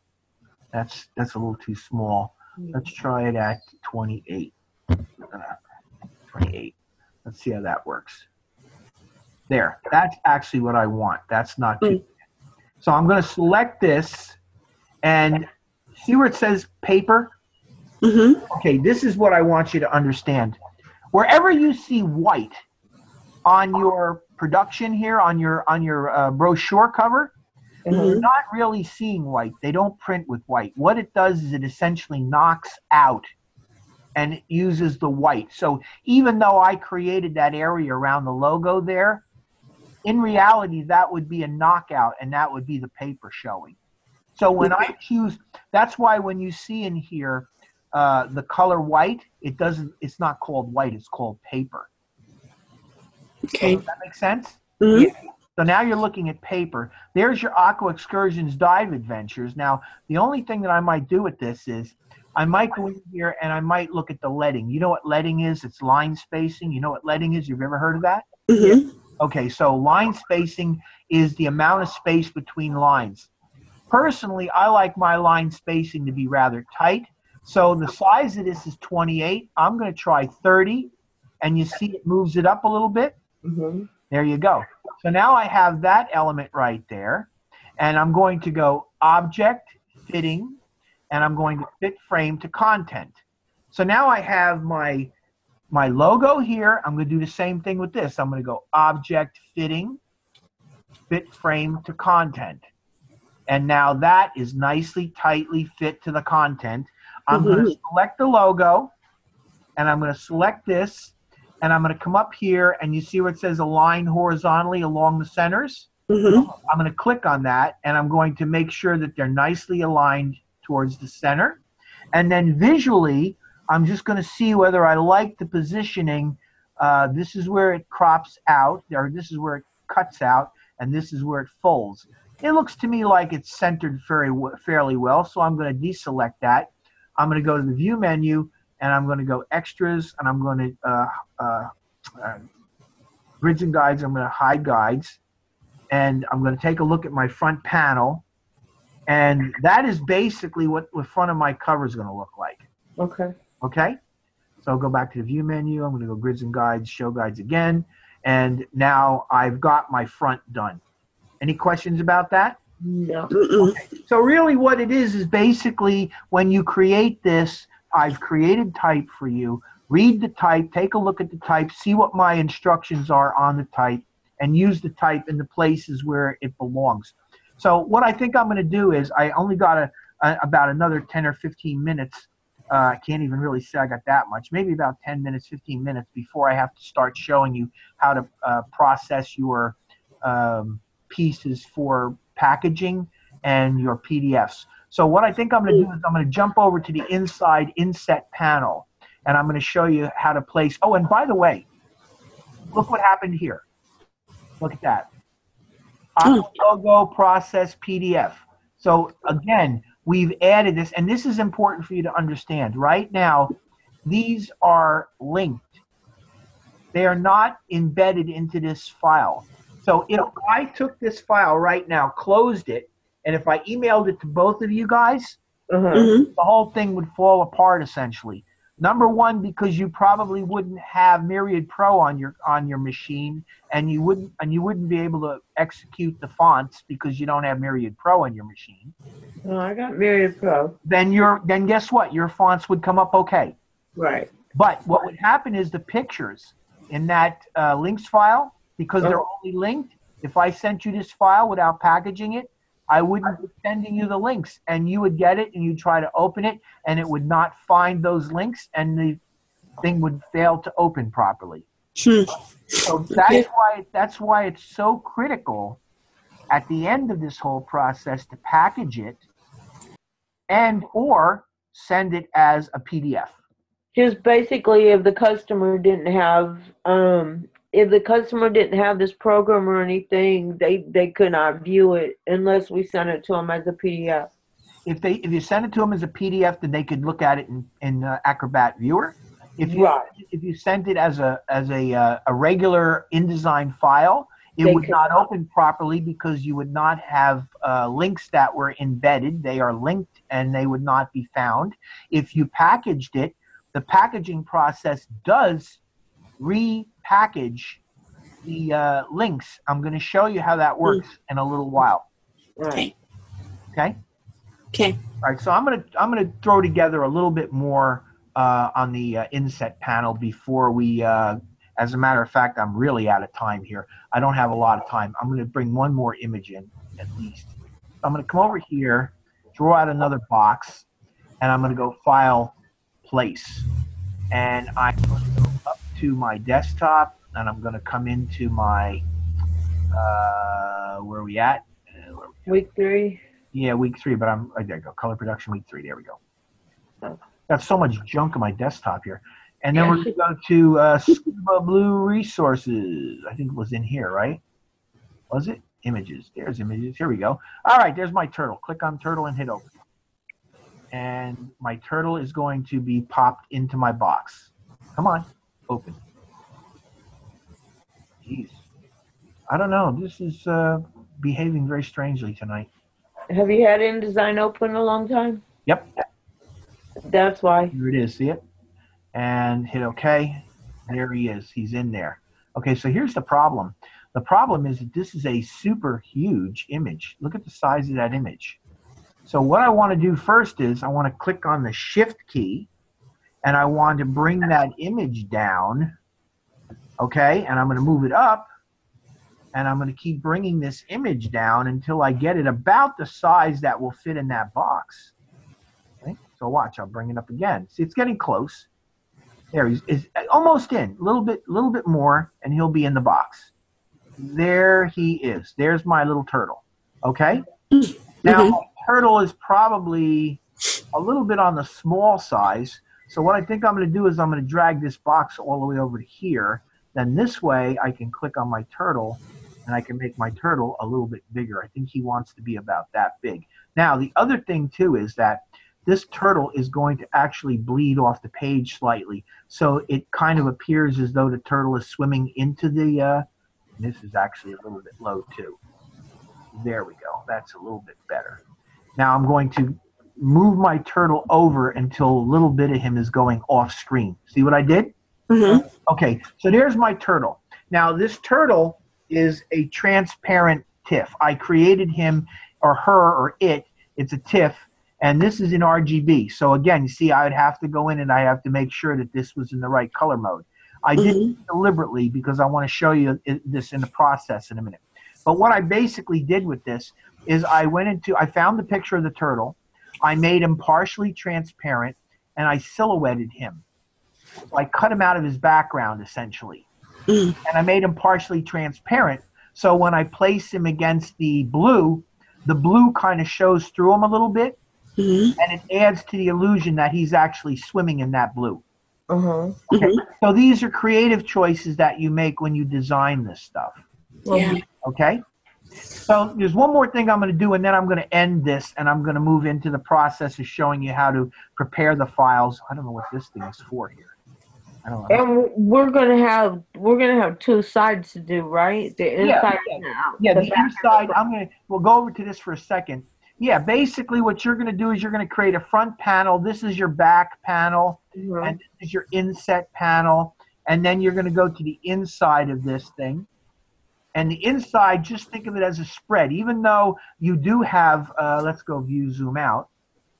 All right, even though you do have, let's go view, grids and guides, show guides. There we go. You see, you still have guides, you still have panels, but by the time you get in here, you're actually looking at this as though it were open, and you're almost looking at a product sheet or a sell sheet. But keep in mind, you still want to have respect for your panels. You want to have gutters here. You don't want text to run up to your gutters. You want to have, see how I've left some nice space? Right. Okay. You want to leave some nice space, and you want to leave some nice space here. And don't be afraid to have white space. White space can be beautiful. Okay. Okay. So don't try to clutter everything up. Make it tasteful, make it nice, and don't be afraid of white space. All right. Okay. Do you guys think you could handle laying this stuff out? Mm-hmm. Okay, so I don't have to get into all the gory details of how I did all this. One thing I do want to show you. No, it's the packaging, though. Yeah, we're going to go. Because I had a problem. We're going to do that in a minute. There is one thing I want to show you. Okay. You see the bullets over here? Gaps in those bullets, they look pretty bad to me. So what I wanted to show you is how you can adjust those bullets. Okay. I'm going to go to the type menu. And I'm going to come down and I'm going to find tabs. And with my tabs, what I'm going to do is I'm going to click to select my, let me get my copy selected. Okay, and what I'm going to do is I'm going to click on that. That's the top area of the tab. And I'm going to move that tab over. Oh, wow. And then I'm going to, actually, I went too far with it. Let me bring it back just a bit. That's probably good. Now what I'm going to do is I'm going to take the bottom one, and I'm going to drag the bottom one over. Okay, and you see what it's doing? It's moving the entire line over. Oh, that looks better. By using the top one, I can control the position of my little tab bullets until I get them where I want them. And then to move it, the text itself, see? That's what I'm doing. I'm moving it around until I get it where I want it. And I want it to be indented just so slightly, but I don't want so much of a space. I don't want too much space between the bullet and the text. Okay? Okay. And it's the same thing with this over here. I'll come over here, and I'll do the same thing over here. I'll select the text, and then what I'll do is I'll move this whole thing over, okay? And then I'm going to take this, and I'm going to move this in until I get a better spacing. And then I'll click this, and I'll move this back over again until I get something that looks like that. All right. And you get the general idea. That makes nice-looking bullets. See how beautiful that looks? Okay. So I just wanted to show you that one little detail, and that's the tab panel up in the type menu. Okay. Okay. And you'll get that whenever you put bulleted lists on things. Okay. Okay. So that's it. That's what I want to show you as far as the technical stuff of this. The rest of this is just basically using the text that exists in here. I'm going to zoom this out. Go to the view menu. Oh, where are we at? And let's zoom it to 100%. There. See, and you've got your text here. You can, you can pretty much look. See, that's fold over panel. Okay, this is a subhead for the fold over panel, and then there's your copy, and then inside, outside, back, or back outside panel. There's your back outside panel. So I've given you some notes. I think you can figure this out.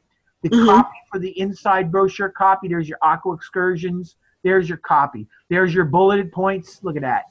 There's your copy that goes in there. Okay. Yeah. I think you should be able to figure that out. Right? Okay. Yep. Right. So now what I'm going to do is I'm going to show you how to package this. The first thing I want to do is I want to come in here and I want to go, I think we're going to go to edit, spelling, check spelling. And I'm just going to very quickly go through the process of checking spelling because I just want you to realize that it's part of the process. the name Samu is a person's name, so I'm not going to change that. I'm just going to skip it. Ridge Mills is incorrectly spelled, but I made it that way specifically, so I'm going to pretend it's real and leave it go. Live Aboards is what the copy said, so I don't like it either, but it's correct. It's not incorrect, so I leave that alone. Scuba Blue is the company name. You leave that. Bora, I think is right. Bora Bora. I click that and click that. Morea, M-O-O-R-E-A is correct. It's the name of a place. And then AA is basically what this is, just so that I'm going to hit done because I'm essentially done with this. Here at the bottom, this is something I should show you. You see where I got A and B? And A is a clownfish in Australia's barrier reef. There's the A. So what I did essentially is I just put a letter A and I put down here telling you what A is. And here's B. B is swimming with the mantas in the Coral Islands. So it's important that you understand these elements are there for a reason. Okay. First thing that you might want to do is you might want to go in and you might want to just check your spelling. Okay? Okay. All right. So now what I'm going to do is I'm going to start off by I'm going to set up my packaging. So packaging essentially gives me the ability, I'll go File, Package, gives me the ability to make sure that my publication is completely packaged, and you're going to see what this looks like in a second. I got this panel over here that'll let me look at the fonts, the linked images, the colors, the inks, the print settings, and the external plugins. But I got to tell you, you can do just as well by looking at the summary panel, which is what I have right here. Let me show you what it's all about. This production is using 6 fonts. There are no fonts missing, 0 fonts missing. That's good. 0 fonts are embedded. That's good. 0 are incomplete. That's good. And 0 are protected. So essentially, there's no problems here. When you see 0 on any of these, you mean you're good. You got that? Okay. If you see one missing, then you have to find out why it's missing. But in this case, there's no problems. The next I see links and images. And the first thing I see is I see that yellow icon with the exclamation point. That's telling me that there's a problem or a potential problem. So this links and image tells me that there are 8 links found. 0 have been modified. That's good. 0 are missing. That's good. 0 are inaccessible. That's good. 0 are embedded. That's good. 4 use RGB color space. Whoops. Got a problem, don't we? Yep. Okay. What's the problem? RGB. So we have a choice here. We can do one of 2 things. We can either cancel this process and go back and fix them like you saw me fix that one. Right? Fix that one? Yes. Yes. You can either go back and do that and fix all of your images. And of course, you know that if you click on the image here, it'll tell you which one is RGB and CMYK. You saw me do that, correct? Right. Okay. The other way you could do this is you could go through the packaging process. And then after you package it, you could go into the folder that has the images, put the images up in Photoshop and fix them there. One way or the other, you just need to fix them. And I'm going to show you, I'm going to try to show you at the end how I do that. Okay? Now, this is something that's very important. Colors and inks. 4-color process inks. See that? Mm-hmm. That's what we want. Notice that it says 0 spot colors. What that means essentially is I used the right logo there.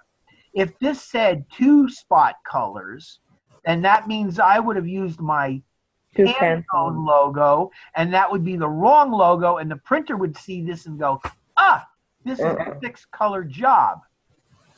You see the point? Mm-hmm. Okay, so this will tell you, and color management is on, your plugins and all this, no. So all this is good. So you understand what this means, right? Okay, any questions? No. All right, I'm going to move on because we're running out of time. I'm going to hit package, and now it tells you that the publication must be saved. I'm going to hit save it. That's no problem at all. So what it's doing now is it's essentially saving this, and now it's going to open up printing instructions. And have you seen this before? Mm-hmm. You have? Mm-hmm. Okay, so essentially all you're going to do is put some information in here, the file name, your contact information. You might want to put a company information in, your phone number definitely, your email definitely, and if you have any special instructions for the printer, you put them in there. So again, don't ignore this. Put in information that will help the printer. and you don't have to go nuts, but just what you think makes sense, right? Okay. Mm-hmm. So I'm going to hit just OK to get past this. And now what happens is, look, we're going to go to the desktop, and I'm going to go into week 3, double click to open it, and look at what it tells you here. It's going to create a folder. The folder is going to be called Scuba Blue _ final folder. And what it's going to do is it's going to copy the fonts, it's going to copy the linked graphics, and it's going to update graphic links in package. What that means essentially is it's going to recreate the file in the folder, and it'll update all the links into these folders, making a package. Does that make sense? Yes. Okay, any questions? No. No. I hit package. It's packaging. Oh, I get this little warning telling me that you got to be careful with how you use the fonts. When you go to do this, you could read this whole thing, but it is basically something you don't have to worry about. As a matter of fact, you can even click this and it won't show again. I don't do that because I'm teaching and I need you to see it. It's packaging it. Look at that. See it? So it's packaging the document, making a folder, and in the folder, there's going to be all of the resources that go into this particular document. And it'll take a second for this thing to process. And now I'm going to drop this down and look it. There is my Scuba Blue final folder. That's what was just created. Now, you were here with me the whole night watching me make these things, right? Right. Okay, so you see now this is my package. When I double click this thing, watch what happens. We open it up, you got document fonts. When I click on it, there are the fonts that are used in this document. The printer would take those fonts, put them into his font library, and then he would be able to open your document, and automatically those fonts would go in to your file, and your file would, the document would prepare properly with the fonts. Let's go back to the Scuba Blue folder. Here are your links. These are all of your images in here. Now remember, 4 of these images are incorrect. They're RGB and not CMYK. So right now what you would do, if you were going to do this correctly, is you would go through these images and you would open them up and convert them into CMYK. Very important you remember to do this. But it's even more important that you do it right before you begin. Yes. But do you understand why I'm showing you this? Uh-huh. Okay. Go back to the Scuba Blue folder. That little thing right there, text document of instructions. And this is your final Scuba Blue folder, or your actual file. And this is the file that has links to all of this stuff here. So it will now open properly when you send it to the printer. That's why you package. Any questions about that process? No. Good. Now we'll go back to Scuba Blue, and let's do the last thing, and then we'll be done for tonight. Let's go File, Export, and we're going to go into Adobe PDF Print. There's a number of settings in here, but you want Adobe PDF Print. And what you're going to do is you're going to go to week 3, or I'm going to go to week 3. I'm going to open the Scuba Blue folder, and it's going to call it Scuba Blue Final PDF. And I'm going to hit Save. And I get my Adobe PDF dialog box. Now, I am going to leave this alone because nothing in here needs to be changed. This is all good. The high quality print is fine. And the range of pages is all. But here's what I need to do. I need to go into marks and bleed. Because unlike, remember now, with the other art that we were creating, we didn't put marks and bleeds because it went into the file. This is the final file. So we want to make sure that all the printer's marks are selected. And the printer is going to need crop marks. He's going to need bleed marks. He's going to need registration marks. He's going to need color bars. And he's going to need information. Then bleed and slug. Did I put bleed settings into my document? Yes. I did, didn't I? So you're going to check that if you did, and I did, and you are going to use my template. So you will check that because I put them in already. And notice that it shows you the size, 0.125 inches. Now, did I do a slug area as well? Yeah. So you're going to make sure that that's Yes. set. So you go to Marks and Bleeds and you make sure yours looks like this. Okay. All these marks you'll see in a minute. I am now going to hit export, and I am going to drop this down, and in a minute I'm going to be seeing my PDF come up here when it decides to come up. There it is. There's my PDF. See it? Mm-hmm. And Yeah. what I'm going to do is I'm going to open up my, where is it? Yeah, Acrobat Reader right there. Let me open up Reader. Give me a second to get that open. And I will plop my file in there, and you can see what this looks like. Okay, so here we go. Drop that in, and it is now going to display my file. And there are my marks. There are my registration marks. There are my crop marks and my bleeds. There are my color bars.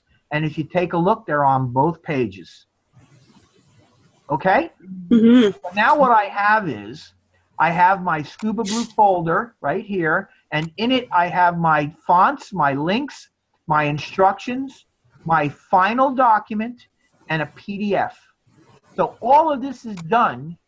The last thing that you're going to want to do is, however you do it, you're going to send it to the compressed zip folder. You're going to zip the whole thing up. And in a second, you'll have a zip file wherever it pops up. I'm looking for it. It's processing it. You're going to zip this whole thing up with all that stuff in there. It takes a minute to do this.